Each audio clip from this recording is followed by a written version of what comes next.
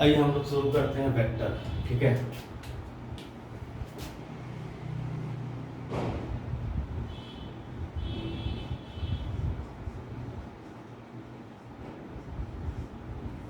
तो फिजिक्स में हम पढ़ते हैं कि आपको पता ही होगा, फिजिक्स में हम लोग पढ़ते हैं फिजिकल क्वांटिटी के बारे में। फिजिकल क्वांटिटी क्या होता है? विच कैन बी मेजर्ड, है ना। फिजिकल क्वांटिटी वो होता है जिसे हम मेजर कर सकते हैं, है ना। विच कैन बी मेजर्ड, ठीक है। तो मेजर होने वाली जो फिजिकल क्वांटिटी है वो दो प्रकार से होती है बच्चों। एक होता है जी क्या, स्केलर फिजिकल क्वांटिटी, और एक होता है जी क्या, वेक्टर फिजिकल क्वांटिटी। ठीक है, मैं आपको सिंपल एग्जांपल देता हूँ। जैसे मान लो कि आपको बुखार लगा, ठीक है। तो बुखार लगा तो आप बोलोगे कि आपको 100 डिग्री बुखार है, कहाँ है? ऐसा कभी बोलोगे नॉर्थ में है कि साउथ में है कि ईस्ट में है कि वेस्ट में? ऐसा कुछ नहीं। मान लो आपको सब्जी खरीदना है, ठीक है, 5 केजी आलू चाहिए। तो 5 केजी आलू चाहिए तो कहाँ चाहिए? नॉर्थ में, साउथ में, ईस्ट में, वेस्ट में, 10 डिग्री पे, 50 डिग्री पे, कहाँ चाहिए? कुछ नहीं, बस चाहिए तो चाहिए। लेकिन अगर मैं पूछूं कि आपका घर आपके स्कूल से किधर है, तो आपको बताना पड़ेगा कि आपका घर आपके स्कूल के रिस्पेक्ट में हो सकता है 10 किलोमीटर दूर हो सकता है नॉर्थ डायरेक्शन में हो, मे बी साउथ में हो, ईस्ट वेस्ट भी हो सकता है कुछ 5 degree 10 degree from east west north, ऐसा कुछ हो सकता है।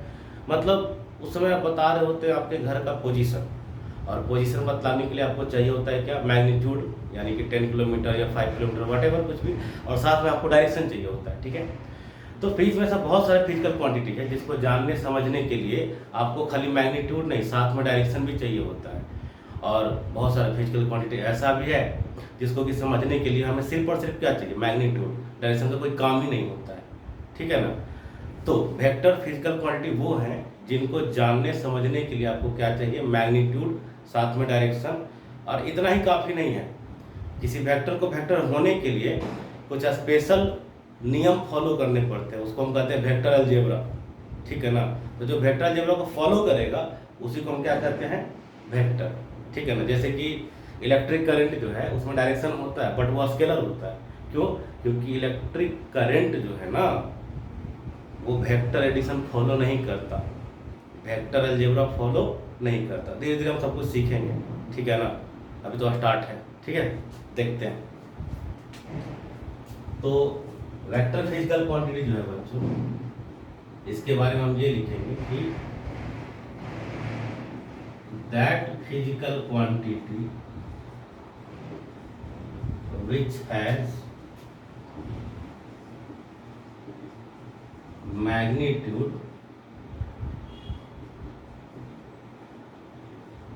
और मैग्नीट्यूड के साथ कुछ यूनिट होता है, आप जानते होंगे, जैसे किलोग्राम है, मीटर है, सेकंड है, न्यूटन है, ये सब यूनिट्स होते हैं। तो फिजिकल क्वांटिटी है, मैग्नीट्यूड है, तो उसके साथ क्या होगा, कुछ यूनिट होगा। तो that physical quantity which has magnitude as well as direction. और ये जो है ये सिंपल अलजेब्रा फॉलो नहीं करते, ठीक है ना। They don't follow simple algebra but they follow a special vector algebra. ठीक है। अब दूसरी वाला स्केलर क्या है, जो आप बचपन से पढ़ते आ रहे हो सब स्केलर ही था ज्यादातर चीजें। That physical quantity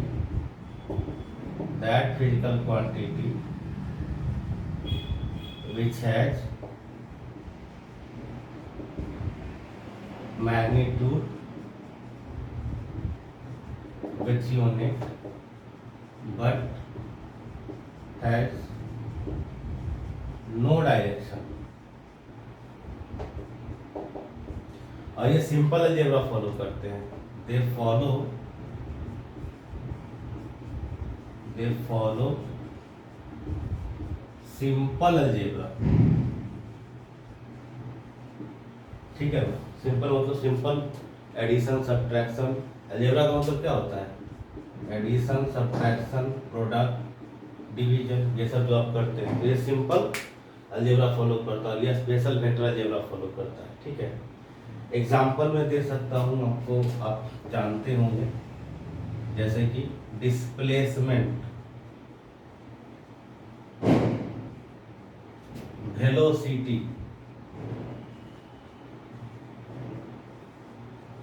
acceleration,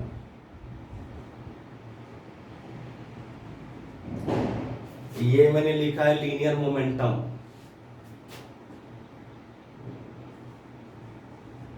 force. ये शायद आप पहली बार सुन रहे होंगे, आप पूरा लिख लीजिएगा। इसका नाम है एंगुलर मोमेंटम, एंगुलर मोमेंटम।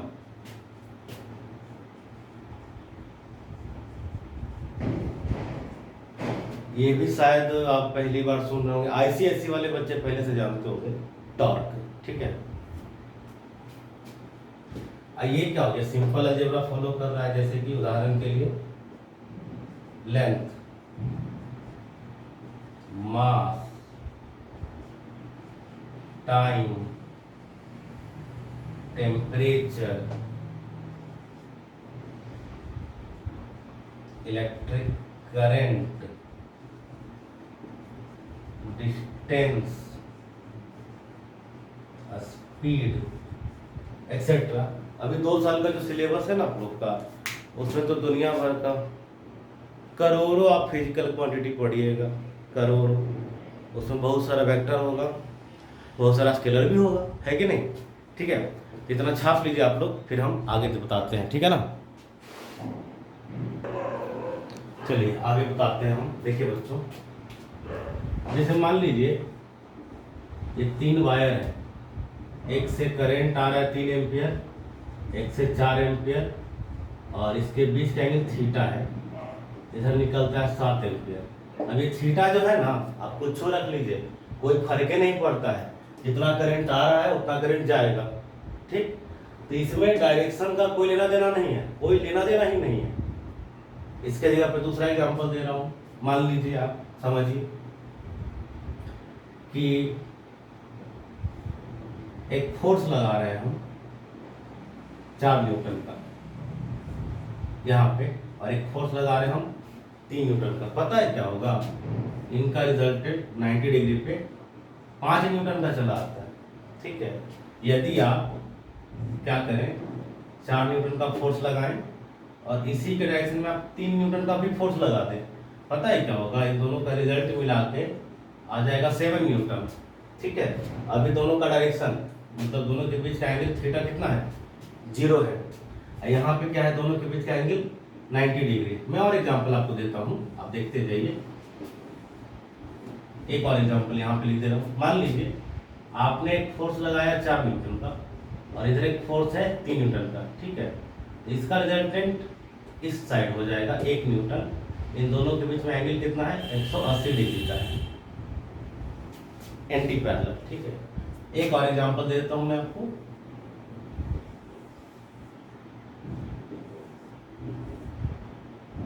मान लीजिए इधर आपने लगाया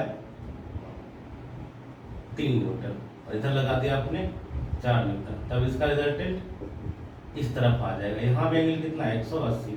हो क्या रहा है कि जो ज्यादा फोर्स है ना, रिजल्टेंट उसी की तरफ चला जाता है। ठीक, अब आप समझिए, यही 2 फोर्स है, एंगल 90 हुआ तो कुछ रिजल्टेंट आ रहा है, 0 हुआ तो कुछ रिजल्टेंट आ रहा है, 180 हुआ तो कुछ और रिजल्टेंट आ रहा है। यहाँ पे कोई फर्क नहीं पड़ता। इट मीन्स करंट को डायरेक्शन से कोई लेना देना नहीं है, वो भाई सिंपल अलजेब्रा फॉलो करता है। ठीक है ना? क्या तो भाई 3 + 4 बराबर हमेशा क्या देगा? 7 एम्पियर। लेकिन फोर्स के साथ ऐसा नहीं है, तो इसलिए फोर्स को हम किस में रखते हैं? वेक्टर में। अब ये तो कहने को एक एग्जाम्पल हुआ, ऐसे करोड़ों एग्जाम्पल सोच सकते हैं। जैसे 3 किलोग्राम + 4 किलोग्राम कितना आ जाएगा? 7 kg। ये मास हो गया।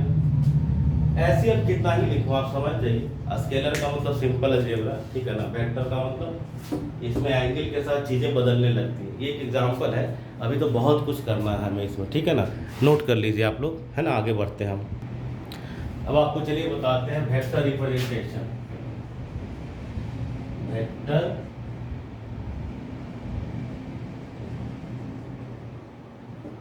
का रिप्रेजेंटेशन, इसको रिप्रेजेंट किया जाता है कैसे? By straight line arrow head.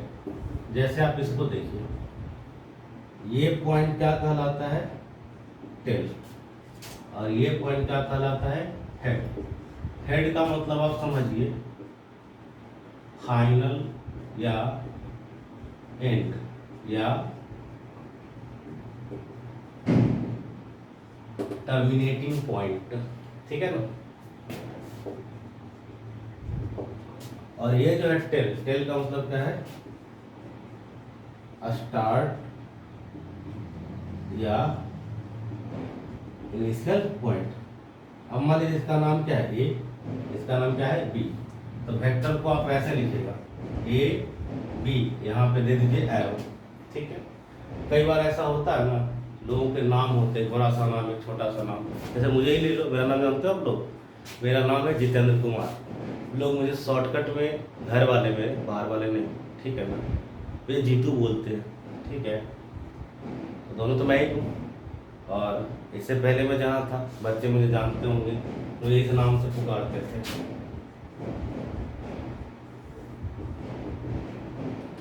तो ये मेरा कोड था, code JKP, Jitendra Kumar physics.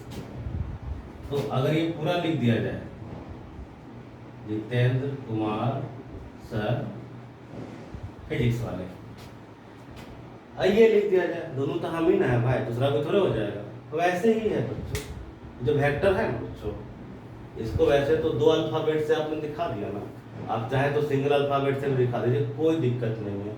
आप इसको मान लीजिए ए मान लीजिए, बी मान लीजिए, सी मान लीजिए, भाई आपको जो मानना है मान लीजिए ना, कोई फर्क नहीं पड़ता।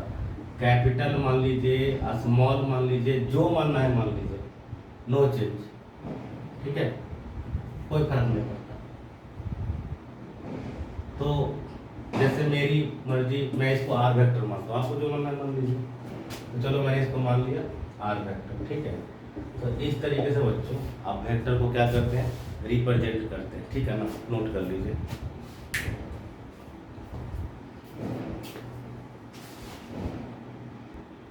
चलिए आगे चलते हैं।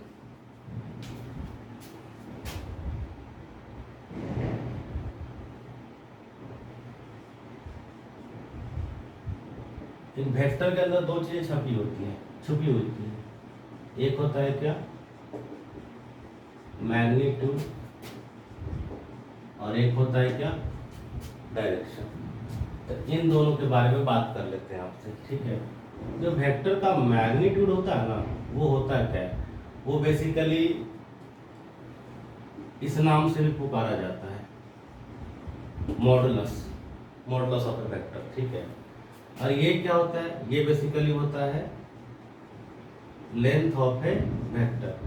तो आप वेक्टर को रिप्रेजेंट करते हैं ना इस तरीके से, देखिए, तो इसका लेंथ कम है मतलब इसका मैग्नीट्यूड कम है, इसका लेंथ ज़्यादा है मतलब इसका मैग्नीट्यूड ज़्यादा है, सिंपली। तो लेंथ क्या होता है? रिफ्लेक्शन ऑफ मैग्नीट्यूड, ठीक है। एंड मैग्नीट्यूड जो होता है ना, याद रखिएगा, किसी वेक्टर का वो क्या होता है बच्चों? Positive scalar. इसको कैसे दिखाते हैं? बड़ा सिंपल है। आप मान लीजिए आपका ये कोई वेक्टर है, ये पॉइंट मान लीजिए ए है, ये पॉइंट मान लीजिए बी है। तो यहाँ से यहाँ का लंबाई आप सीधे क्या लिख सकते हैं? A B. या मान लीजिए अगर ये आर वेक्टर है, इसको आप आर लिख सकते हैं, या ऐसे भी लिख सकते हैं, आर वेक्टर का मॉडुलस या ए बी वेक्टर का मॉडुलस। 4 में से कोई तरीका लिख लीजिए, बात बराबर है। ये इसका क्या रिप्रेजेंट कर देगा? लेंथ। अब आता है बात डायरेक्शन कैसे जानेंगे। तो डायरेक्शन जानने के भाई 2 तरीके होते हैं। या तो आप एंगल निकाल लीजिए, या फिर आप क्या निकाल लीजिए? Unit vector. यूनिट वेक्टर में आपको थोड़ी देर में पढ़ाऊंगा एंगल कैसे निकालते हैं। तो इसके लिए एक तरीका है, मान लीजिए ये एक्स एक्सिस है, ये क्या है वाई एक्सिस। आपको ये दिख रहा है एंगल थीटा, ये एंगल दिख रहा होगा ना। ये एंगल ही बतलाता है कि ये वेक्टर का क्या डायरेक्शन है, ठीक है। और ये होता है किस तरफ, आप देख सकते हैं ये चीज है एरो, ये एरो कंटिन्यूअस हेड के अलोंग है, बदल नहीं रहा है। तो डायरेक्शन आप हमेशा क्या देख के लेते हैं, अलोंग हेड, हेड की तरफ आप चलिए और जो भी आपको एंगल मिल जाए या जो आपको क्या मिल जाए यूनिट वेक्टर, वही आपका क्या दे देगा डायरेक्शन, ठीक है ना। तो डायरेक्शन पाने के लिए आप कहाँ चलते हैं, अलोंग हेड, ठीक है ना। एंड फाइंड, क्या फाइंड करना है आपको, एंगल फाइंड करना है या फिर क्या फाइंड करना है, यूनिट वेक्टर, ठीक है।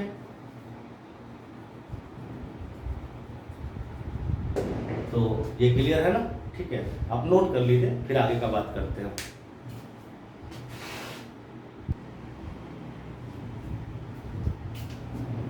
अब आपको बताता हूं मैं टाइप्स ऑफ वेक्टर, ठीक है ना। तो देखिए मैं आपको बतला रहा हूं, सबसे पहले यूनिट वेक्टर एक स्पेशल टाइप का वेक्टर होता है, ठीक है ना।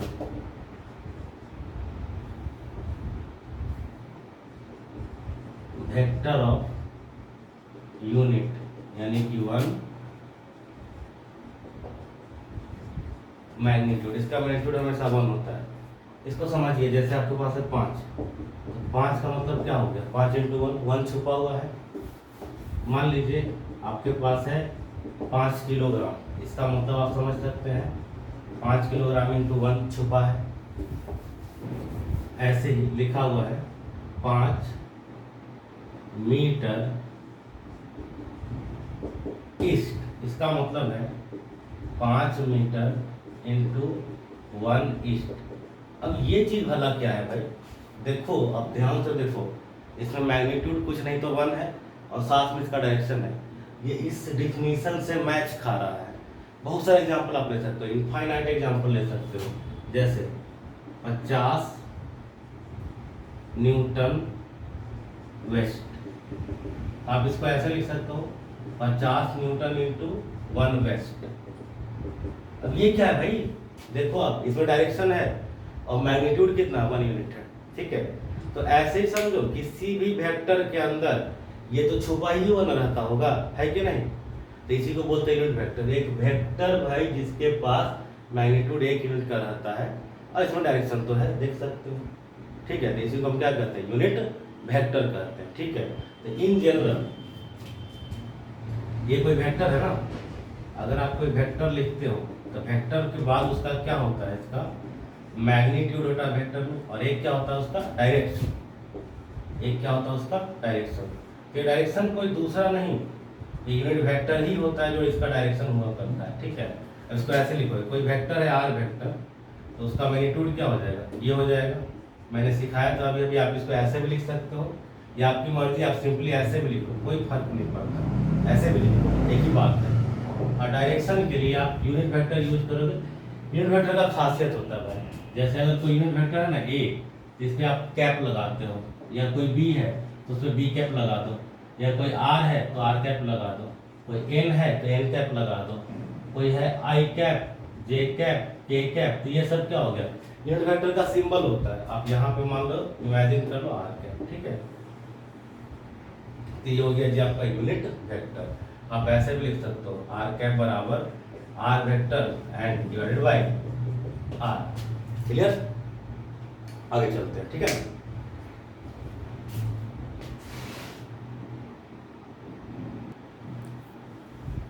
अब आपको दूसरा जरूरी वेक्टर मैं पढ़ा रहा हूँ, नहीं उससे पहले पढ़ा दे रहा हूँ, ऑर्थोगोनल यूनिट वेक्टर। तो एक सवाल आपसे पूछता हूँ, आपको पता है डायरेक्शंस कितने हैं, आप बोलोगे 4, नॉर्थ साउथ ईस्ट वेस्ट। मैं बोलता हूँ इनफाइनाइट डायरेक्शन से, डायरेक्शंस इनफाइनाइट होते हैं। जैसे एग्जांपल के लिए आपको बताता हूँ, मान लो ये पॉइंट आप देख पा रहे हो ना, ठीक है। इस पॉइंट पे एक मच्छर बैठा होगा, इमेजिन करो, तो वो कहाँ कहाँ जा सकता है, वो खाली नॉर्थ साउथ ईस्ट वेस्ट जा सकता है, ऊपर नहीं जा सकता है, नीचे नहीं जा सकता है, इधर नहीं जा सकता, इधर नहीं जा सकता है। आप देख लो इसके जाने के कितने सारे एंगल्स हो सकते हैं। हर एक एंगल अपने आप में क्या एक डायरेक्शन है, इधर भी इधर भी इधर भी। आप इमेजिन कर सकते हो कहाँ नहीं जा सकता है। तो ऐसे ही समझिए, आप एक पॉइंट एक ओरिजिन पे खड़े हैं तो आपके पास जाने के लिए इनफाइनाइट डायरेक्शन हो सकता है। जैसे आप पूरब में चल गए 0 डिग्री, पूरब से 1 डिग्री पे गए, 2 डिग्री पे गए, 3 डिग्री पे गए, ऐसा सोचो कितना सारा एंगल हो सकता है ना। इनफाइनाइट एंगल्स हो सकते हैं। Half degree, 0.25 degree, 1.25 degree, 1.81 degree, there are so many degrees. Radian में भी आप कर सकते हैं। तो एंगल्स ही अपने आप में डायरेक्शन है और हर एक एंगल पे जाया जा सकता है, 2D में भी 3D में भी, ठीक है। तो डायरेक्शन इनफाइनाइट होते हैं, ठीक है। अब उसमें से 3 डायरेक्शन फिक्स किया रहता है। आप घर का कोना देखिए, आपके घर के कोना पे आपको 3 लाइन हमेशा दिखेगा। एक को आप एक्स कंसिडर कीजिए, एक को वाई और एक को जेड। अब वो भी फिक्स होता नहीं है, अपने ज़रूरत के हिसाब से उसको हम हमेशा चेंज करते रहते हैं। जैसे ये सीन बन रहा है अभी इस बोर्ड या आपके कॉपी के हिसाब से, आप मान लीजिए कि इधर क्या है भाई, एक्स है, इधर क्या है, वाई है, इधर क्या है, जेड। ये जेड बेसिकली जो है ना बोर्ड के बाहर आ रहा है। ये जेड कहाँ है, आपके बोर्ड के बाहर, ठीक है ना। तो ये देखिए ऊपर वाई है, नीचे माइनस वाई, इधर माइनस एक्स। जेड आपकी तरफ होगा परपेंडिकुलर आउटवर्ड, अब माइनस जेड बोर्ड के पीछे होगा परपेंडिकुलर इनवर्ड। ओके, आप लोग महाभारत देखे होंगे जी। महाभारत में मान लीजिए एक तीर आपकी तरफ आ रहा है तो आपको क्या दिखाई देगा, आगे का डॉट एक पॉइंट दिखाई देगा, ठीक है ना। तो ये डॉट अगर हो ना तो इसका मतलब होता है परपेंडिकुलर आउटवर्ड, जो कि क्या रिप्रेजेंट करता है, जेड एक्सिस। और सोचो अगर आप एक तीर मार दिए जो आपसे दूर जा रहा है तो उसके पीछे वाला हुक दिखाई देगा इस तरीके से, क्रॉस। तो क्रॉस का मतलब होता है परपेंडिकुलर इनवर्ड, यानी कि माइनस जेड एक्सिस, ठीक है ना। एक्स का मतलब होता है ईस्ट, ये हो गया वेस्ट, ये हो गया नॉर्थ और ये हो गया साउथ। ये हो गया परपेंडिकुलर आउट, ये हो गया परपेंडिकुलर इन। तो इसके तरफ एक यूनिट वेक्टर माना गया है आई कैप, इसके तरफ माइनस आई कैप, इस तरफ जे कैप और इस तरफ माइनस जे कैप। इन दोनों को भी देख लीजिए। परपेंडिकुलर आउटवर्ड जेड एक्सिस की तरफ के कैप और पीछे में उस तरफ क्या हो जाएगा, माइनस के कैप। इनको हम कहते हैं ऑर्थोगोनल यूनिट वेक्टर्स।